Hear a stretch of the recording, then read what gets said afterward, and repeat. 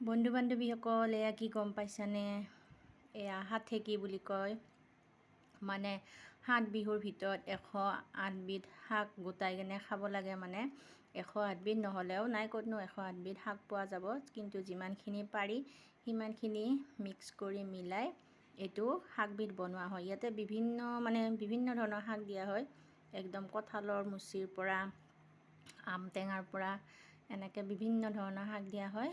মোৰ ইয়াতে মানে বেছি হোৱা নাই, 21 বিধমান হৈছে, কিন্তু মই বনোৱা নাই।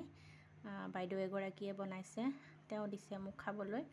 7 বিহুৰ ভিতৰত হাতঠেকি বুলি কয়, আৰু আমাৰ ফালে, আপোনালোকৰ ফালে কি বুলি কয় নাজানো, কিন্তু আমাৰ নামনি অসমত মানে হাতঠেকি বুলি কয়। এইটো খোৱাৰ কাৰণে মানে আমাৰ খোৱাটো এটা পৰম্পৰা নিচিনা আমি অসমীয়া মানুহৰ। এতিয়া আপোনালোকৰ ফালে কি বুলি কয় ক'বচোন, আপোনালোকে খায় নে নাখায় সেইটো কমেণ্ট কৰি জনাব। আজিলৈ আহিছোঁ, বাই বাই।